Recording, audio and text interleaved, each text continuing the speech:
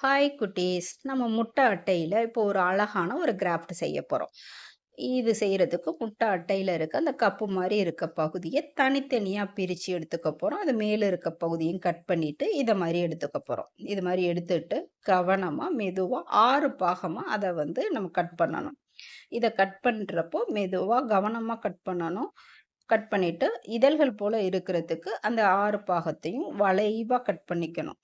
Cut பண்ணிட்டு, விரல்கள வச்சு இப்படி அழுத்தம் குடுத்தோம்னா, தனித்தனியா பிரிஞ்சது மாரி நம்மளுக்கு கிடைக்கும். இத வந்து 6 இது போதும் நம்மளுக்கு. ஒரு ரோஜாப்பூ செஞ்சரலாம்.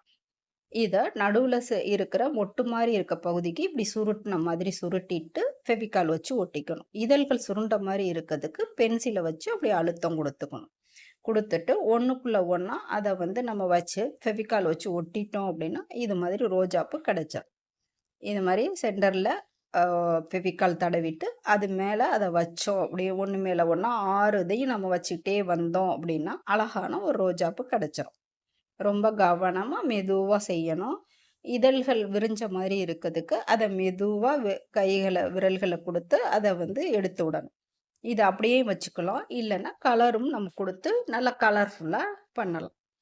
இது மாதிரி கவனமா ஒட்டணும். ஒண்ணு மேல ஒண்ணா 6 இதழ்கள் போதும் ஒரு ரோஜாப்பூ செய்றதுக்கு. ஒரு முட்டை அட்டையில 6 பூக்கள் செய்யலாம். ரொம்பவே அழகா இருக்கும். இது மாதிரி பூக்கள் அழகா கிடைக்கும்.